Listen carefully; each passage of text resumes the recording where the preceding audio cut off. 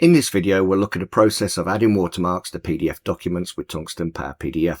From the sidebar, we'll select the watermarks icon. If the watermarks icon is not visible, right mouse click on the sidebar and select watermarks from the list of available options. As you can see, there are quite a few ready to use watermarks with Power PDF. Top right is a confidential watermark, which is commonly used to mark confidential documents. You have the options to apply to the foreground or background of the open document. Selecting Apply will apply to the foreground. Another handy one provided is used for page numbering.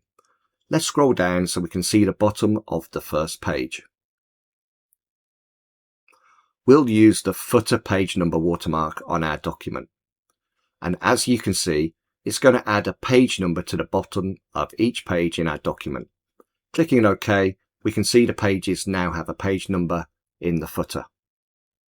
And lastly, let's take a quick look at creating our own watermark. Click on the plus symbol to create a new watermark. Firstly, we'll give it a title. In my case, I'll call it Author in Footer. And instead of the default watermark text, I'll select Author from the list of included macros. Next, we'll position this to the left bottom of the document and change the font size and color to suit.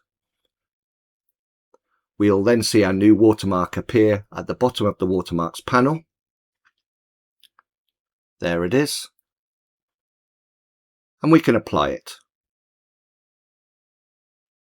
We can see now that the author name has been added to the bottom of each page. If you're interested in learning more about Power PDF and its capabilities, we offer both free to access online learning as well as a wealth of technical videos on the Tungsten Demo Center.